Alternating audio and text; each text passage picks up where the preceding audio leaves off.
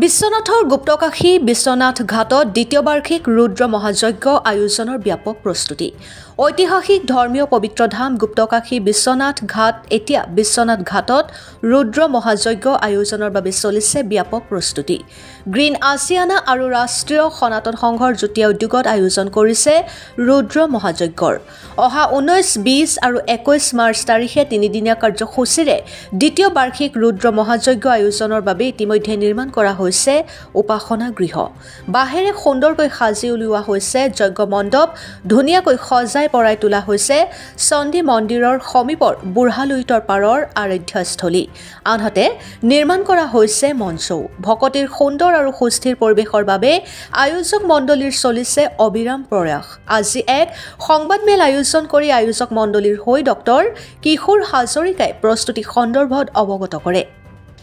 বিশ্বনাথৰ পৰা ৰমেশ চন্দ্ৰ চৰেনৰ ৰিপৰ্ট, বিহালী সংবাদ অসম।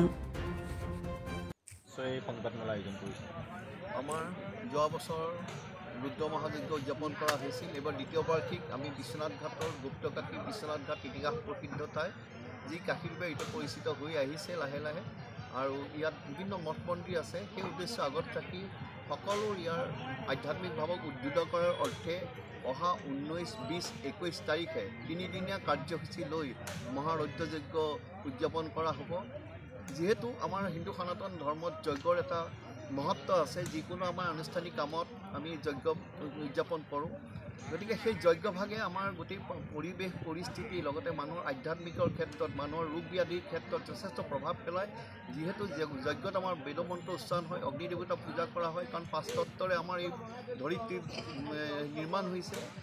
গতিকে আকাশ, বায়ু, জল, অগ্নি, পৃথিৱী, গতিকে এই পৃথিৱী গোটেই তত্ত্বতেই যজ্ঞৰ মাজতে জড়িত হৈছে, কাৰণে অগ্নিক পূজা কৰা হয়। গতিকে সেই সকলোবিলাক বস্তুক ধাৰ্মিক লগত সংগতি ৰাখি এই জেগাখনৰ আৰু যাতে বহল প্ৰচাৰ হওক, এই ইতিহাস প্ৰসিদ্ধ গুপ্তকাশী যাতে সকলো আমাৰ ভাৰতৰ বিভিন্ন প্ৰান্তৰ ইয়াৰ এই কাশী যাতে পৰিচিত হৈ পৰক, সেই উদ্দেশ্য আগত ৰাখি আমি যোৱা বছৰ এই যজ্ঞ আৰম্ভ কৰিছিলোঁ। এই বছৰ আমি 19, 20, 21 তাৰিখৰ তিনিদিনীয়া কাৰ্যসূচীৰে এই যজ্ঞভাগ উদযাপন কৰাৰ আমি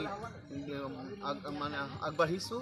গতিকে ইয়াত মই সকলো ৰাইজৰ সহায় সহযোগিতা বিচাৰিছোঁ।